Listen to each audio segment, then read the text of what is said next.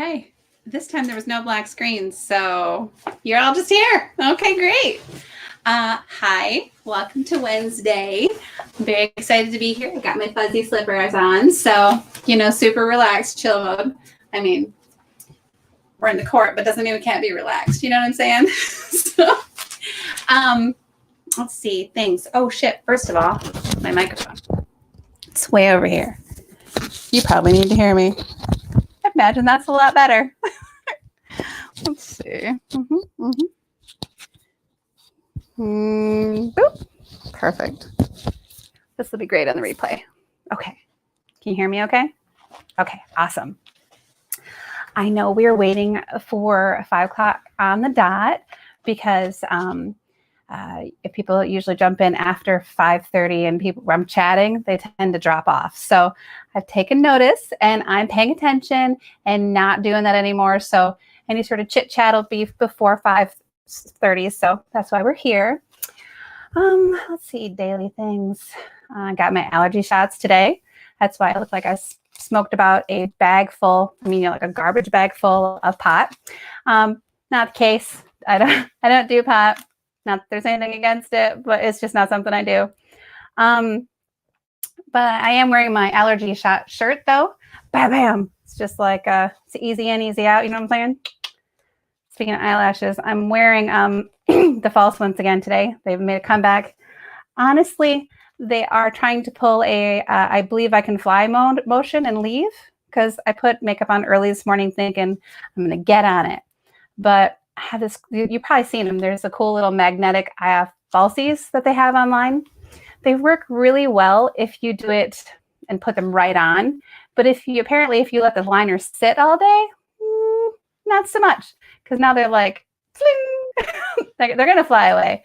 At any moment, you're just going to see like a bird setting free. That's going to be my eyelashes just leaving. That's what's going to happen. So, lots of things. Oh yeah, I've noticed. I took a little bit of more investigation, and I did a little bit of watching the videos, the first 2. I've noticed that sometimes it's a little bit choppy. I apologize for that. They did warn me, bad Erica, that I should probably be plugged into the internet directly on my computer and not Wi-Fiing it. I'm a rebel, so I am Wi-Fiing it, which is probably why it's a little bit choppy. So what I have on the way is a 100-foot Ethernet cable. 100 foot. 100. Okay, yeah. So it's on its way here because apparently in these new houses they don't build Ethernet ports anywhere but in the fucking basement. Oh, excuse me, in the basement. So I gotta snake it all the way from the basement upstairs through the living room and into this room, which I lovingly call the throne room because the chair goes all the way up.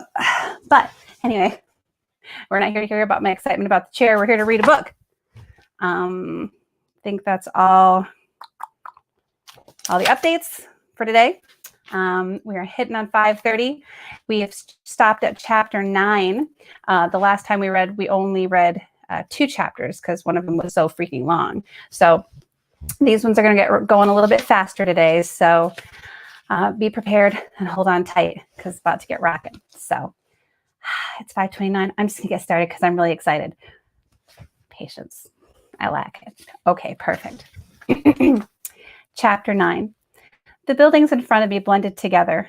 I wasn't doing this. One house joined the next, a seamless front to the urban fortress these people called home. I stuffed change into my pocket as the cab's motor revved behind me.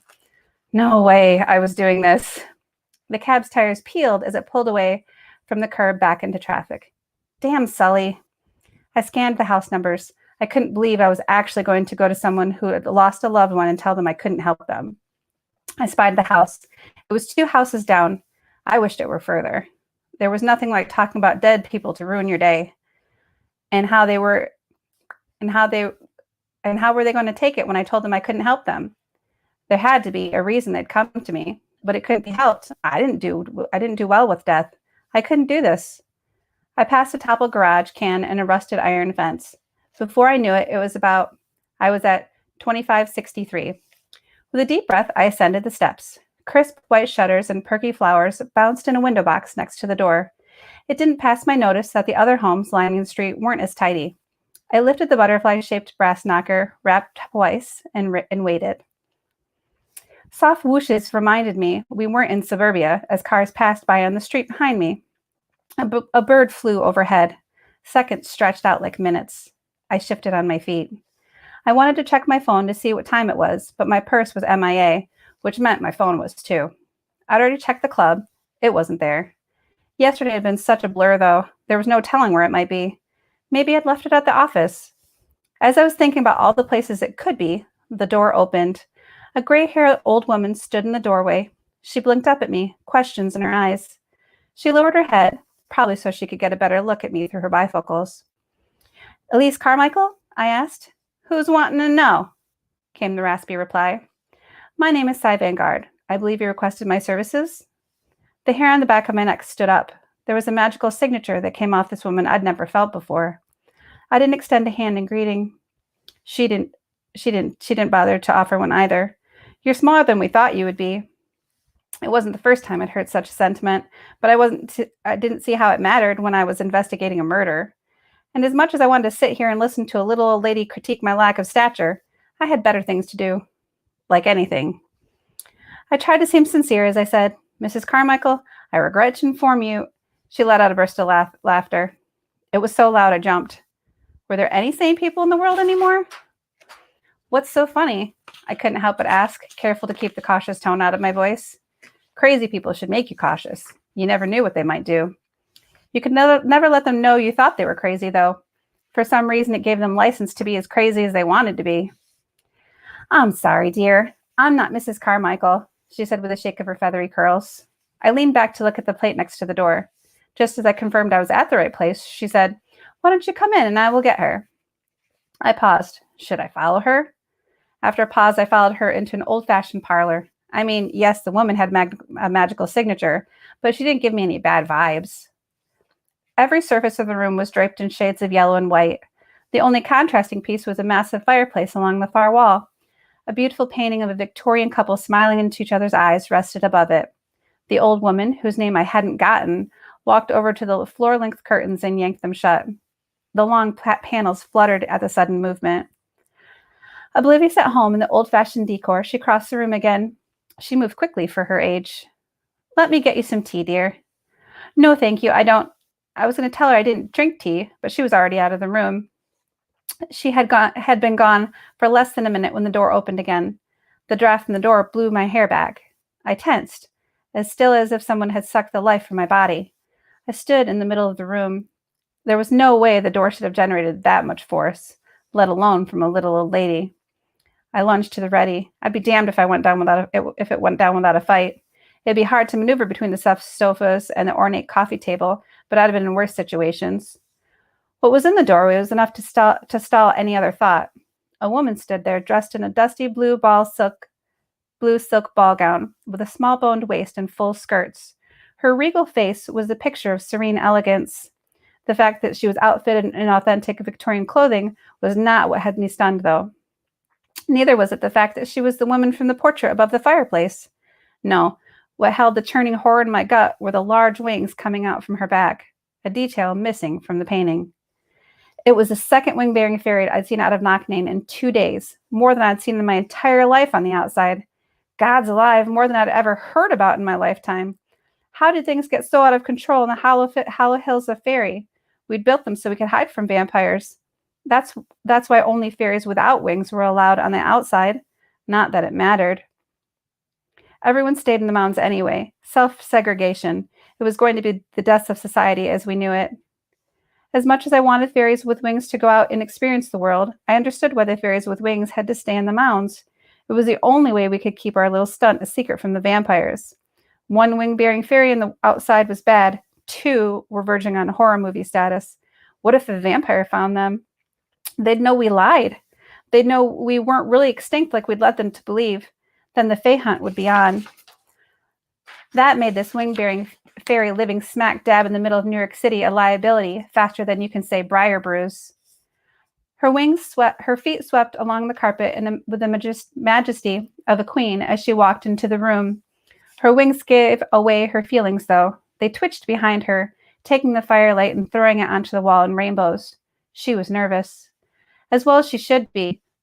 The move to Knocknane hadn't been a choice. It had been an edict from the court for all winged fairies. My expression must have made my thoughts plain, because she bristled when she saw my face. Her skirts brushed the coffee table as she sat down on the couch across from me. With the tip of her head, she indicated I should sit. It was hard to sit down when all my nerves were on edge, but I did it. If I thought I didn't want to be here to begin with, I really didn't want to be here now. I found enough trouble on my own. I didn't need to borrow other people's problems. Her expression didn't change as she said, "Do not judge me, Miss Vanguard." "Elise Carmichael, I presume?" I asked instead. She nodded, an almost imperceptible movement of her head. At that moment, the elderly woman from before bustled in with a silver tray perched on her hip. With a confidence that spoke of years of practice, she set the china cups onto the wide table that separated us. The silence was thunderous. The teacups tinkled in it, the merry sound at odds with the tension in the room. "Anything else, ma'am?" she asked with a stiff bow. Elise's face softened around the edges. "No, Betty, that will be all, thank you." After Betty closed the door behind her, Mrs. Carmichael reached down and picked up a cup of tea. She sipped it with a delicate grace. Though I could appreciate the steadiness of her hand, I had no patience for these inane pleasantries. "You do know that you're breaking the highest fairy law, right?" I asked, not bothering to ask if she knew of Knocknane. Every fairy did. She continued to bring the flowered cup to her lips and sip on it without comment. The liquid passed between her lips with the barest of sounds. Unbelievable. Maybe she was trying to collect herself. I didn't know, but she needed to understand the playing field. I sat on the edge of the seat and leaned in to lock eyes with her. "You know good and well moving into Knocknane was a mandate. Do you realize how much trouble you, Betty, and anyone else who knows of you are going to be in when the court finds you?" She set her cup down with a small clatter. The way her hand shook, I was surprised it was such a small sound. I knew she was upset, but I continued on anyway. "Because mark my words, they will find out about you. Maybe not today, or even tomorrow, but they will." To her credit, she didn't break. After a moment, she rose. Her skirts swayed as she walked to the fireplace. The fire crackled in the hearth despite the warm afternoon. With a bone-deep wariness I could feel from across the room, Elise rested her hand on the mantel. The firelight shone through her translucent wings. The veins stood out in stark contrast to the silky membranes. After a moment, she spoke, her eyes staring vacant into the flickering firelight. "Have you ever been in love, Princess?" With an offhand wave, I said, "Cy is fine." The thoughts flicked to Sven. His whole being filled my memory, and I had to work to push him back. We had just met. You didn't love someone you just met. There had been Anthony. I pushed that thought to the side. A schoolgirl crush, that's what he was. I guess I'd never really been in love. I didn't bother saying as much, though. Every girl, mortal and fae alike, I'm sure, has fancied themselves in love, but what I felt for my Charles was different. I saw her sinking into a tale. I didn't want to hear it. I could already see her pain. It radiated from her, screamed from her face. I didn't know her. There was no reason I had to listen to her misery, to let it flow over me and coat me in her sadness. There was no reason for me to feel the need to help her either. She meant nothing to me. Then why did I want to? I first laid eyes on him when I was at the tender age of 60. He was such a charming and sweet human, always willing to lend a hand when someone needed him. Maybe it was because of his gentle, helpful nature, but it was as if every person he came in contact with knew how special he was. Men would nod, women would smile and whisper behind their hands. Children would bounce up and down excitedly when he came into a room. A soft smile floated onto her face. I watched him everywhere he went. I would sit in a tree outside of his window every night and watch him through the fogged window panes.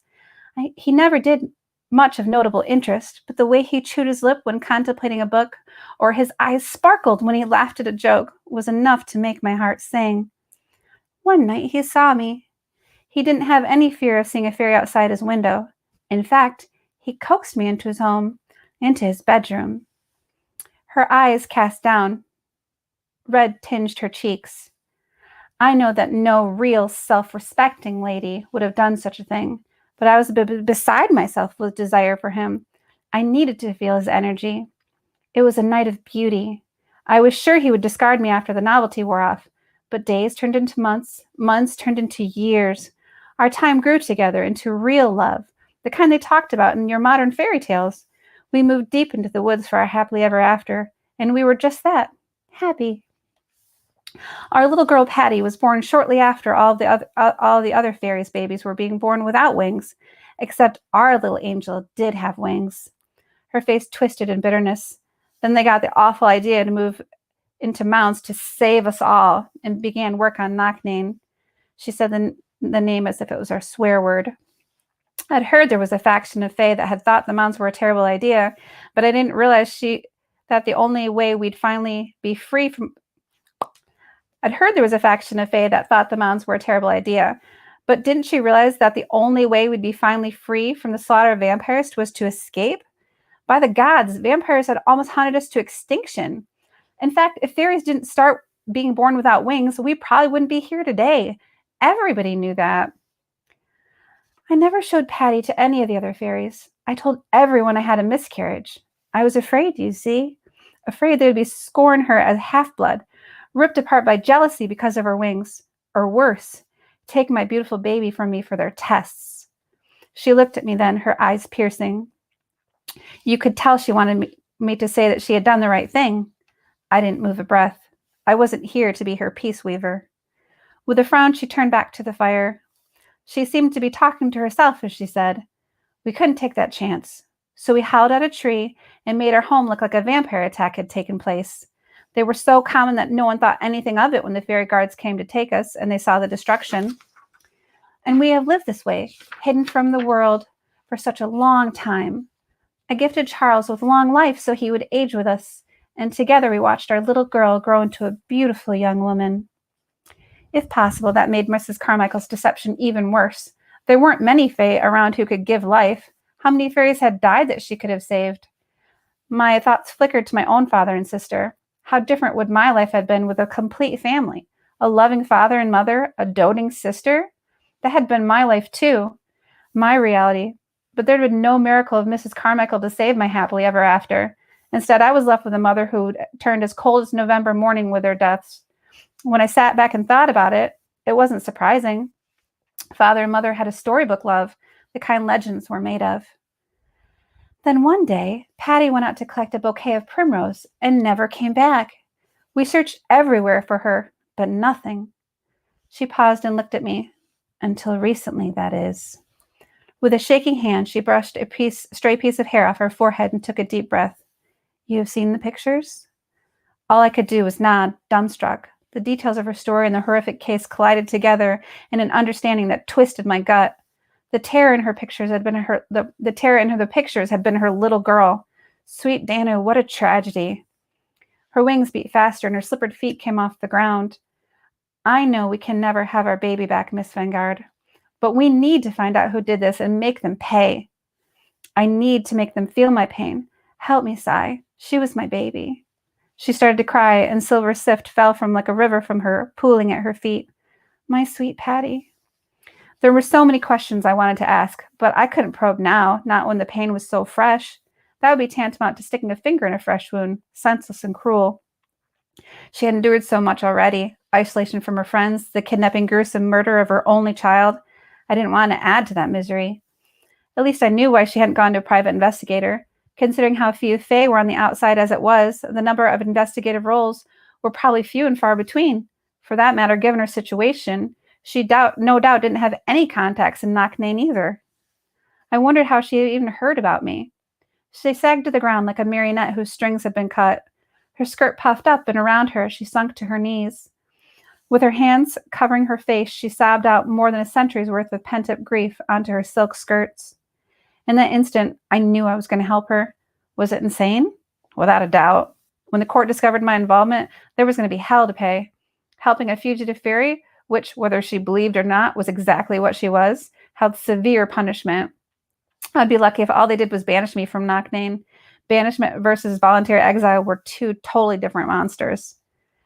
But I couldn't sit here knowing I was her only hope for some sort of closure and just walk away. A good mother who'd given up so much for her daughter was something I could never have dreamed of having myself.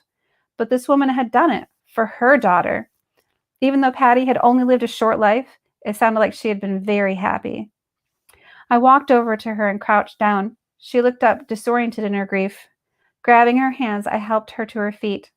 I rubbed her slender fingers between my own. I wanted to make her understand this was going to be on my terms. I will help you, I said. I cannot promise that you'll find what you seek, but I have to promise that you have to promise that whatever I find will satisfy you. You will move on with your life after this as best you can. She swallowed hard and gave a jerky nod.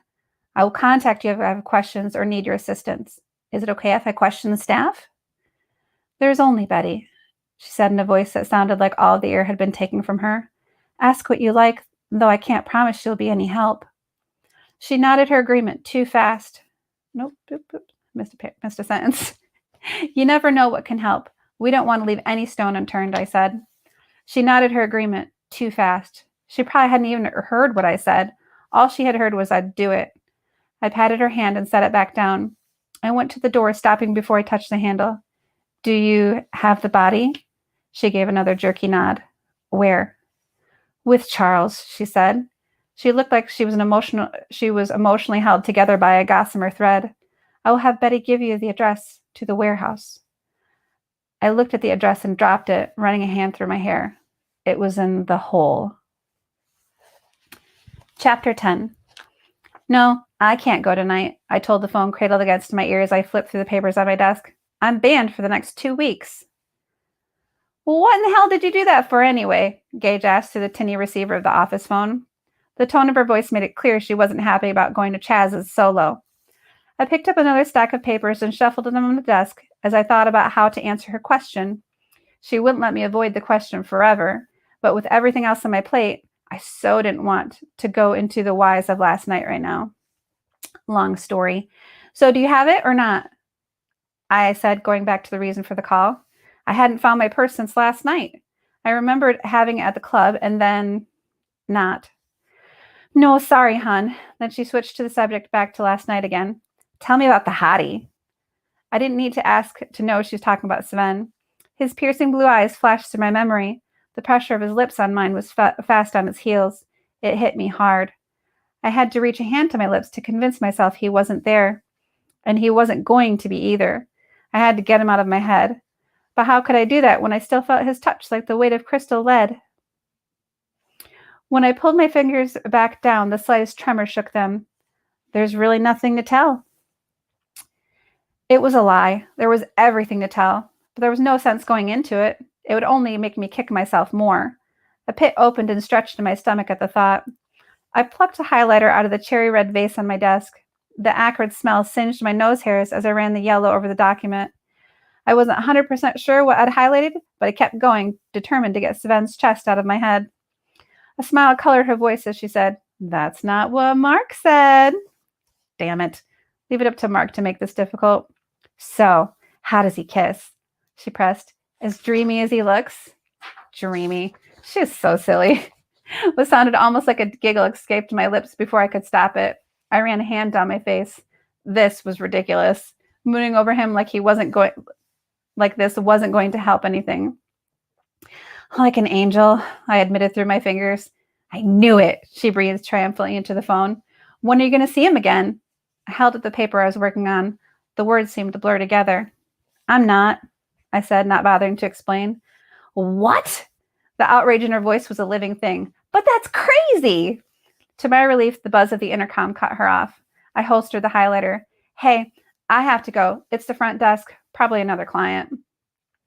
I needed one of those right now like I needed a hole in the head, but I couldn't just ignore them. Sully would have my hide. Fine, she said, in a voice that clearly said it wasn't. After we hung up, I pressed the button to the intercom.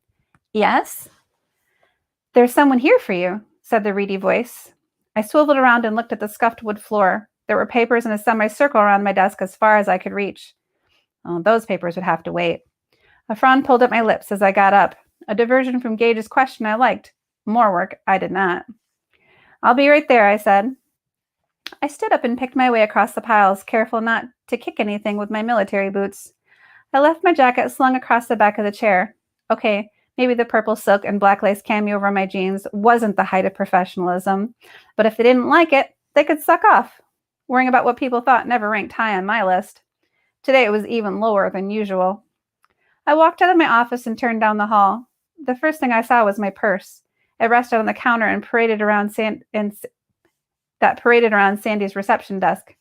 Relief eased my shoulders. That was one mystery solved, at least.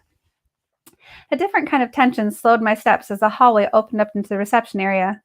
A man stood there. His pinstripe-clad forearms supported him as he leaned a hip against the only visitor desk in the tidy but clean area. His back was to me. My eyes trailed from his broad shoulders and down the distinct V of his torso. I came to a halt at his jeans. The faded black managed to sit low on his hips and cup his cheeks all at the same time, yet they managed to feel relaxed. It was a deceptive look. It said laid back, but there was nothing about him so gentle. It only took one glance to see he was anything but. He was dark and dangerous. And even though it was from the back, I recognized him right away. Sven. An irrational part of me panicked, and I pulled a tiny bit of glamour to make myself look more eye-catching. It wasn't anything radical. It basically just looked like an airbrushed version of myself. I deepened my green eyes to an entrancing emerald, giving myself a bit of a glow, made my hair a little bit more beach bunny, and gave my eyes a doe lift with feathery lashes and rimmed in kohl. Even though I knew I looked my best, my steps faltered. God's alive, what was I doing? Then he turned, and I remembered exactly what I was doing. I was losing my mind over this bad boy with a giant black cross over his pec. The smile that broke across his face was like the sun on the horizon. When he saw me, screamed a different message, though, a vulnerability. And it was that unspoken vulnerability that made my body tingle. With difficulty, I remembered my feet and closed the distance between us. It was a superficial distance anyway. I'd felt him from across the room. He smiled down at me. The radiance warmed my face. Hi, I said. It was inane, but I couldn't think of anything else to say. He had obviously brought my purse.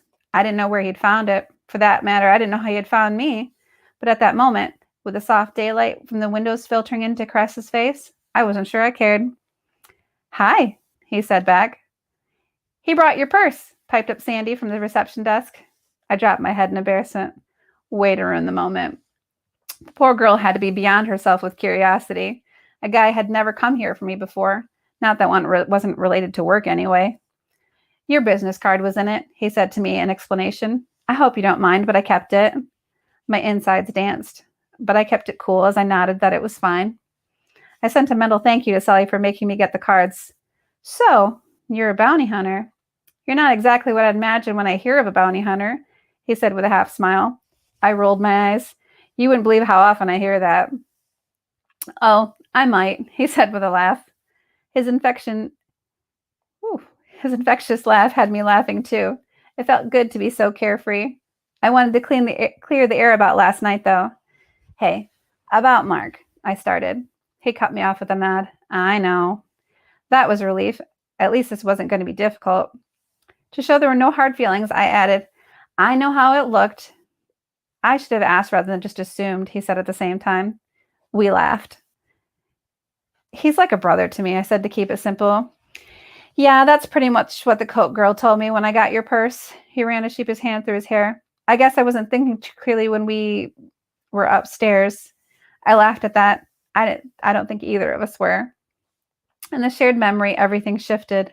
My nerve ends tingled and the air charged between us like someone had shot 600 volts into it. I wanted to reach out and touch him to see if he really felt as amazing as I remembered. My fingers ached with the need. This wasn't the time or place, though. And there was still one thing that bothered me a little, so I asked him about it. Why would she give you my purse?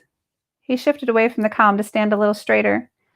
I can be pretty persuasive when I want to be, and I wanted to see you again. There wasn't anything coy about his words. Instead, they were very matter-of-fact. I appreciated that. I didn't like the games that people played. As much as I wanted to open up like an avocado and scoop, I had a lot of work to do. I didn't mind, though.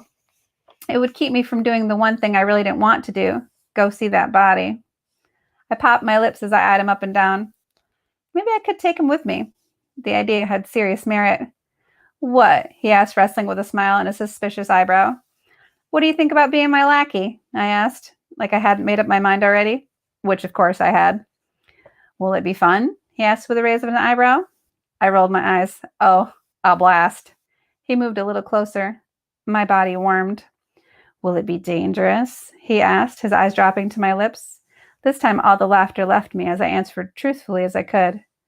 Yes, it's in the hole. He grinned and straightened. Perfect. Chapter 11.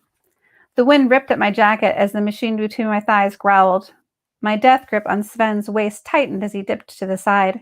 Riding with him the last 3 weeks hadn't made the experience any less nerve-wracking. I noted as the road roared between the logic. That is a typo. I'ma fix it. Riding with him hadn't made the experience any less nerve-wracking. I noticed as the road roared closer than logic allowed. I didn't have much time to think about that, though, because we were about to swerve between a rusty pickup and a ground-skimming Camaro. I held my breath. After we made it past, in one piece no less, the truck blared his horn to show his appreciation, or lack thereof. We had been zipping in and out of traffic for the last 10 minutes. The speed I liked. The stunt double maneuvers I could live without. When we pulled into the industrial side of town, he eased off the throttle. There was less traffic here, which made my blood pressure come down a notch. But I have to say the big inhale of crude oil I gulped down didn't endear me to the place. Thankfully, we weren't doing any sightseeing. I knew we were close when he turned down a dead-end street. He idled over to the pockmarked pavement as yawning warehouses and boarded-up buildings crept by. Quiet was a kind word for this place. Quiet made you think of a restful place. Instead, this place felt weighted as if 1,000 pounds of stillness pressed it down, and the unknown lapped at it like acid. We pulled in front of a dilapidated warehouse at the end of the street. The harbor shimmered behind it. The peace and tranquility of it was a reminder of what this place was not. Sven switched off the engine, and just like that, we were part of the silent chaos. I set my feet on the ground and pulled off my borrowed helmet. A quick glance at the building said we were at the place. This is where Patty's body was supposed to be. Curled sheet metal was thrown up like patchwork quilt over the building's frame. Sven pulled off his own black helmet and sat it on his knee. What are we doing here again? On every errand or assignment we'd went on, he'd never questioned me. Then again, we hadn't visited a place that made your skin crawl simply by being there. Not to mention, this didn't exactly look like a place you'd keep a body. Maybe a body somebody was trying to hide, but not for anything legal, that was for sure. I know, I was a serious chicken shit for taking 3 weeks to get back around to the case of the dead fairy, but I just couldn't bring myself to come here. It helped to have him here. All things considered, I probably shouldn't have had him here, but he had seen enough over the last few weeks that I was okay with it. I watched a bird swoop above. I didn't want to think about why we were here, but I had to answer him. I fought the numbness and said, an autopsy. It was more than I'd told him before. I hadn't wanted to say out loud why we were coming here, so I just told him we were coming to see a dead body. That was bad enough. He turned to me and gave me an assessing look. After a moment, a small smile quirked up the corner of his mouth. You're going to do an autopsy? I swatted his arm. His skin had a little chill from the ride, but it was solid under my fingers. I couldn't resist and gave it a little squeeze. He laughed and ducked his head. He was so damn cute. I wanted to come back with a witty remark about how I could do this just as well as the next person, but the truth was the mere thought of going in there made my goosebumps run up my arms. Even being in the same vicinity as that body I'd seen in the pictures creeped me out. No, there's a coroner coming, I said to reassure myself as much as him. On cue, a Saab pulled into the parking lot and shuddered into the space next to us. It wheezed in relief and the engine died. The hinges of the car screamed a painful noise as the door swung open and a small brunette stepped out. She looked more like a 12-year-old than her 32 years, so the petulant pose she struck looked right at home. I can't believe I'm doing this, she complained. Her eyes flicked to the building and back to us before she added, what a dump, as if we hadn't noticed. Hey, Gamma, thanks for coming, I said, not bothering to keep the sarcasm out of my voice. She wrinkled her nose in distaste. Her freckles jumped. They were not cute freckles. It looked more like a pixie with dirty feet had run across her face. She walked over to me and poked a finger in my chest. We're even after this, Cy. I just nodded. I wished I could have said she was here because she liked me. Truth be told, this was sort of blackmail. That I would stoop this low wasn't something I liked to dwell on, but turned out the idea of touching a dead body was out of my, but it turned out the idea of touching a dead body was my line, one that I wasn't about to cross without a fight. Sure, even, I agreed smoothly. Sven looked back and forth between her and I, his eyebrows raised in question. Sven, this is Gemma. She's the coroner, I said by way of explanation. What is this, Podunk USA? I'm a pathologist, not a coroner, said Gemma with the kind of patience usually reserved for small children and slow people. At first, the attitude irritated me, but I shrugged it off. At least I didn't have to feel guilty over blackmailing her. I swung off the bike and headed to the building. I didn't want her to remember the finer details of the blackmail. Details like the fact, unbeknownst to her, she'd been fucking an incubus. Funny thing about incubus is, if they want someone, that person is pretty much shit out of luck. Incubuses can fabricate desire. That's pretty powerful, especially if the person doesn't know what they're up against. That's why I felt so bad. I just happened to be at the right place at the right time to catch her. The right place being her job, and the right time being right next to the corpse she was assigned to cut open. Yeah, she didn't know any of that. But hey, what she didn't know got me a free coroner who was willing to make a house call. Score! Sven fell and stepped beside me. I looked over and he gave me a smile. I reached a hand out and trailed my fingers over his. He responded by catching my fingers in his hand with a little wink. His fingers felt cool, but it was nice against the heat of mine. Hand in hand, we passed the front door that stood in the center of the building like a sentinel. We turned instead towards the narrow alley on the left, just like the paper Betty had instructed. The paper from Betty had instructed. Gemma's Mary Jane slapped the pavement behind us. Her steps seemed thunderous. In comparison, Sven seemed to float over the sidewalk. There was such a calmness that radiated from him, a peace that flowed over me just by being near him. It was a good thing, too, because a chill hit us as we rounded the corner into the alley. The suddenness swallowed my steps. I took the opportunity to let Gemma catch up and told myself the chill was just the wind coming off the bay. She wasn't far behind, either. Her black stocking legs pumped under her white lab coat as she closed the last few paces. Her briefcase slapped her thigh for emphasis as she took the lead. We followed. The buildings loomed over us, watching. We'd made quick work of the garbage-strewn alley. The narrow space spilled into the bay. It might have been beautiful if it weren't for the trash clinging to the sides like it was trying to get out, not to mention the thin layer of algae that floated on top of the water. It all shifted in the light like a mutated rainbow. We made our way to the only grime-covered door wedged into the brick. I nodded towards them. This way. Gemma mumbled something under her breath. The situation probably was looking worse by the minute. It didn't help that I hadn't told her much of anything besides what she needed to do. A frigid wind blew past us as we huddled in front of the door. I gave Sven's hand a quick squeeze before dropping it. I rapped my knuckles against the cold metal.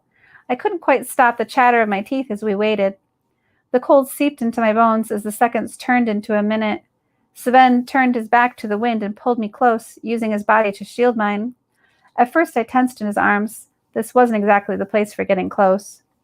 It seemed silly to rebuff the comfort he offered, though, especially considering how long we were waiting.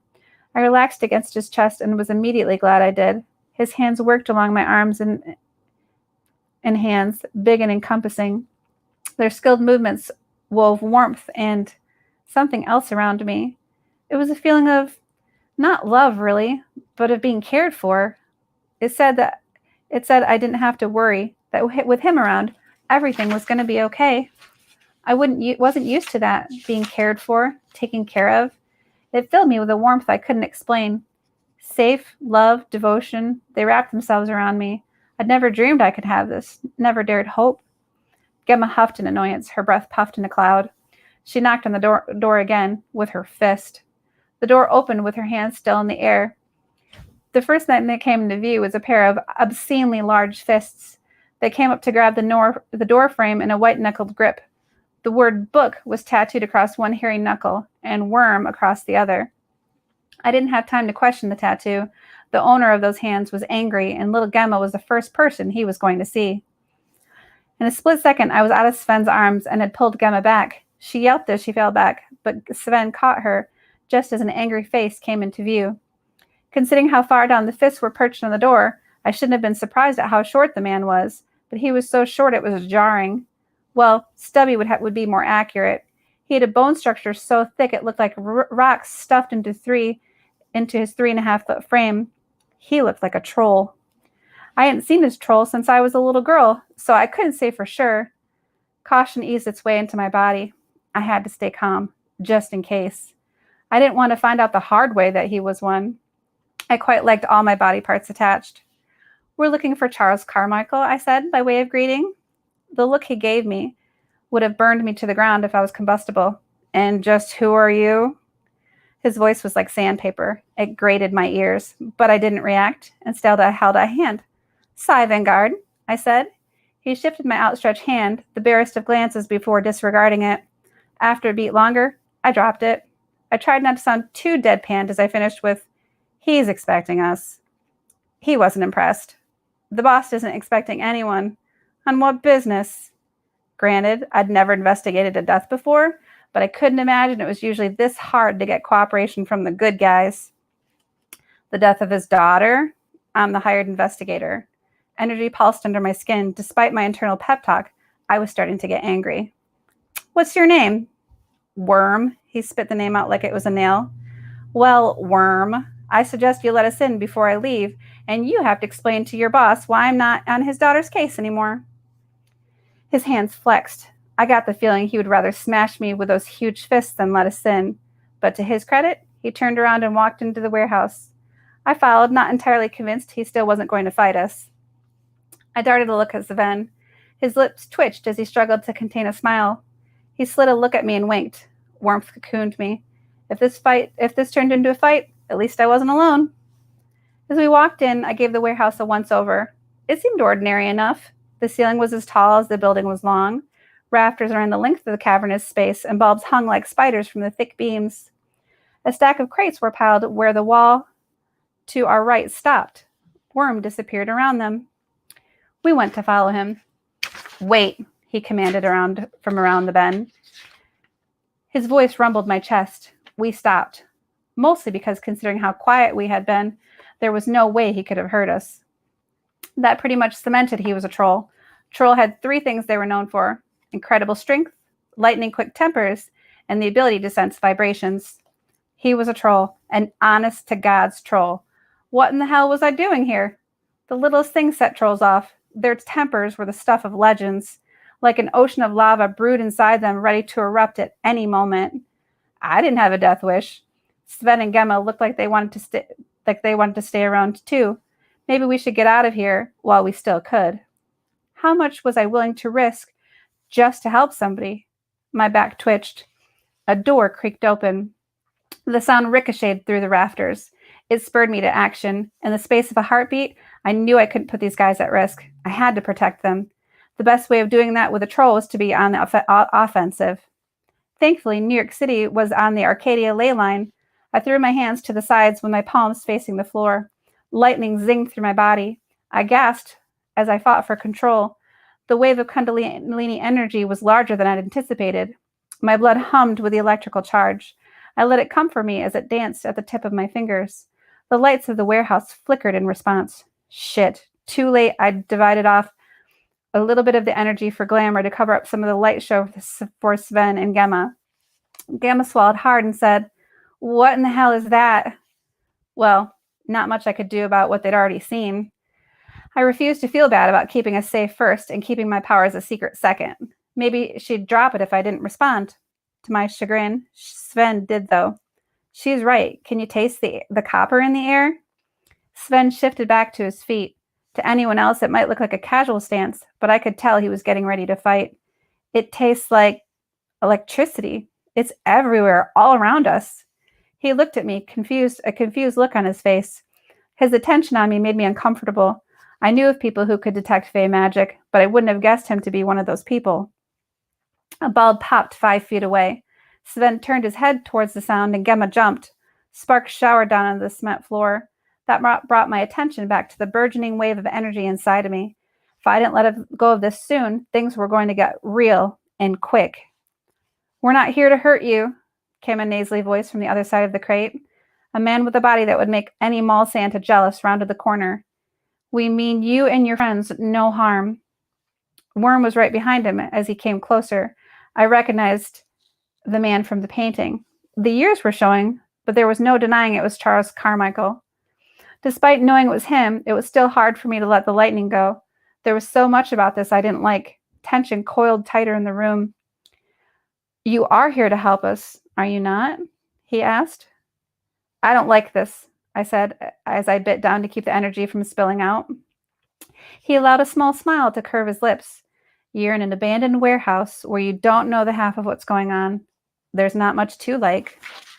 He looked around the room, and his gaze settled on Worm. Understanding lit his face. He gave a nod to Worm. Worm paused. It didn't take a master detective to see he was not happy with the situation, but after a moment, he obeyed and left. That made me feel better. I sucked the energy from the room back into me and pushed it deep inside. It was enough energy that a shiver ran through me as it fizzled.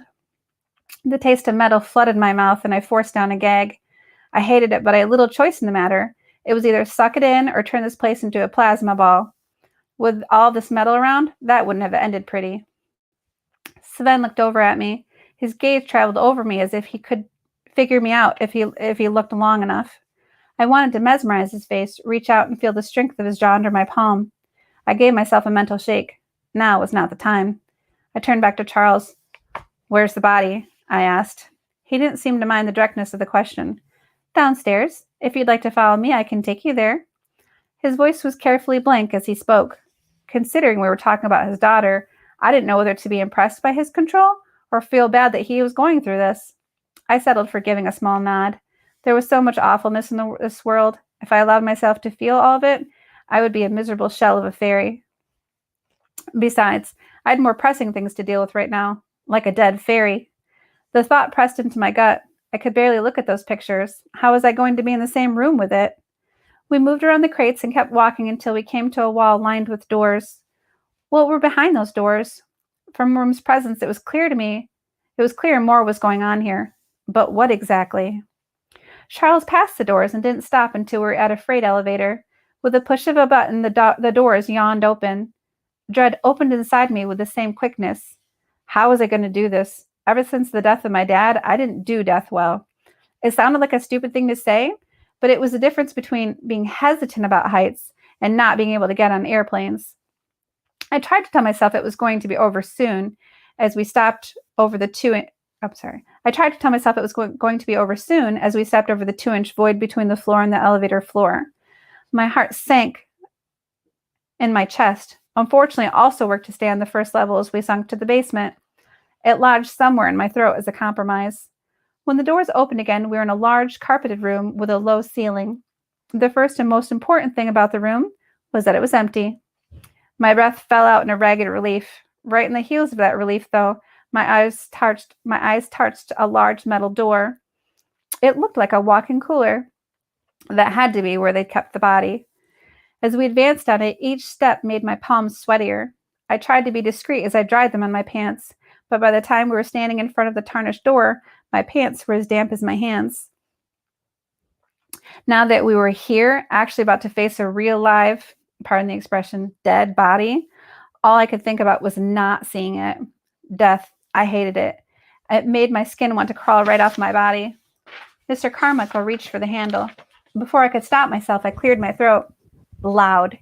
He paused to give me a questioning look. My face flamed in embarrassment.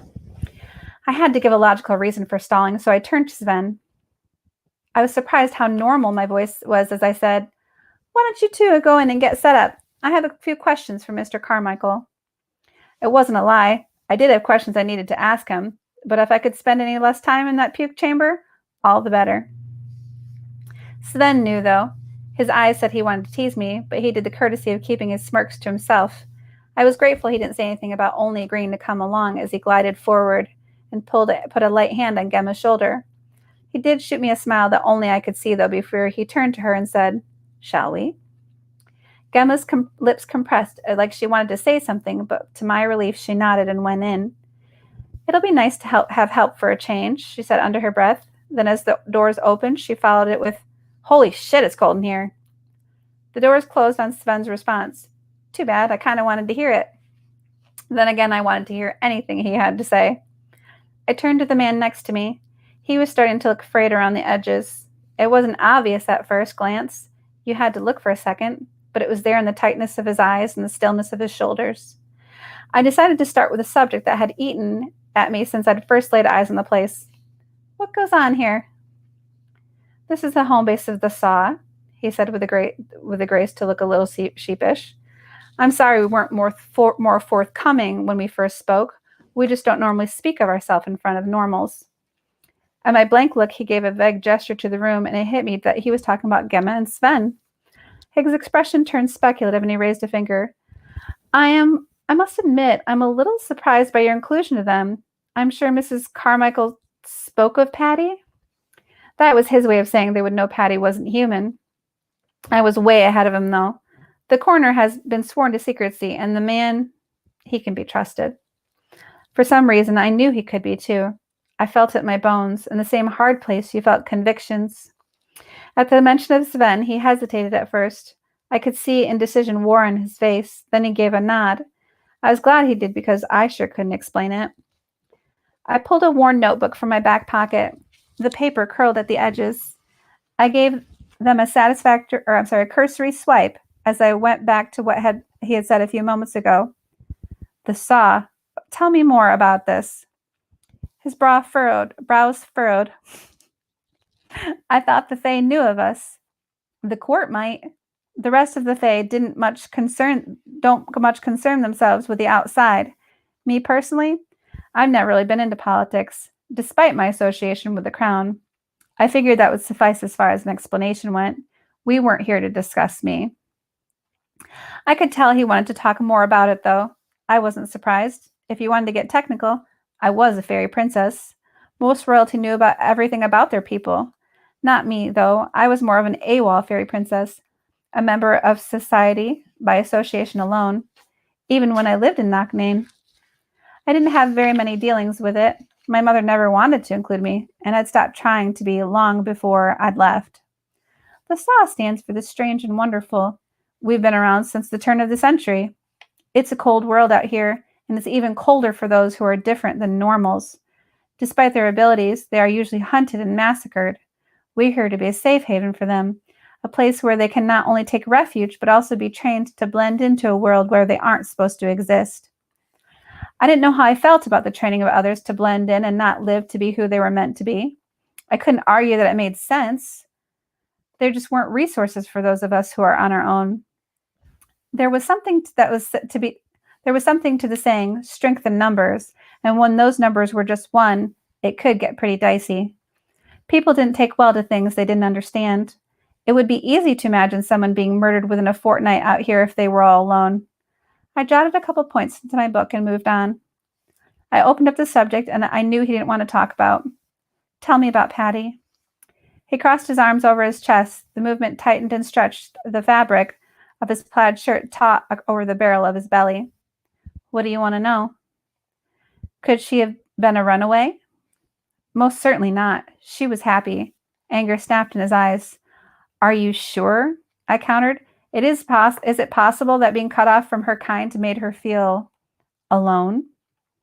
He stilled, so the same thought had occurred to him. She had friends, he said, taking great interest in the rust that trimmed the door to a cooler that had seen better days. I wonder if he was saying it for his benefit or for mine. Part of me started to feel bad for him again, but I pushed it down. Pity wasn't going to help anyone. We needed answers. The paperwork said the body was found about an hour outside of town. Would you elaborate on that, please? His shoulders relaxed a little. Maybe thinking of the body as a thing was easier than thinking of it as his daughter, full of life and spirit. It was just north of here. Do you know where the mill is? I nodded. I'd heard of it. I could get the exact location later. It's on the same road, just past where the road goes over the river. It was found there. He paused to swallow. It was at the edge of the river, where sticks and leaves had dammed up. A hiker found it. And they knew to come to you? I asked as I scribbled more notes in the pad. No, thankfully we were able to intercept the transmission and get there before the police. He didn't look quite as emotionally solid as he said this. I moved on quickly for his benefit. Who intercepted the transmission? Worm, he said without batting an eyelash. I paused in writing. So he was the muscle / lookout. The pairing didn't make much sense when Charles had made it sound like they had a crew here. Does he typically monitor police scanners? I asked, trying to make the question sound innocuous. He bristled anyway. No, but that day our normal girl was out, and that didn't strike anyone as odd.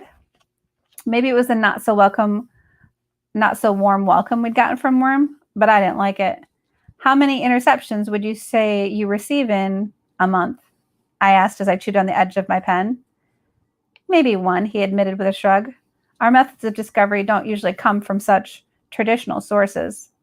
Of course they didn't. I'm sure they wouldn't have been able to stay under the radar like they had if finding one of us was as easy as listening to a police scanner. I scratched some more onto the notebook and flipped it closed. As much as I didn't want to go in there, I couldn't think of anything else I could ask. I shoved the notebook into my back pocket. If I need anything else, I will let you know. I uncrossed his arms. He uncrossed his arms. All right, you have my number in case. He was obviously expecting me to find something. I wished I was as hopeful. It had just been too long between her disappearance and reappearance for me to be any sort of reassurance. 150 years was a long time. I settled on saying, yes, I'll be in touch. With a nod, he headed back toward the elevator and called out over his shoulder, you can let yourselves out when you finish up. He probably didn't want to be around when we dug through his daughter's remains. I turned back to the cooler door. It seemed 10 feet tall at this point, and the rust seemed to crawl like fingers towards me. I didn't blame him. I didn't want to be around for this horror show either. And that is the end of our reading today. I wish I hadn't stumbled over that, but that's okay.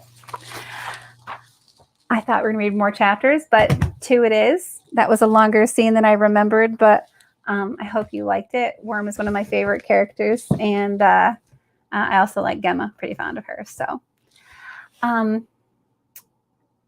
guess I will see you Friday. We are on for another one then, and thanks for joining me. Bye.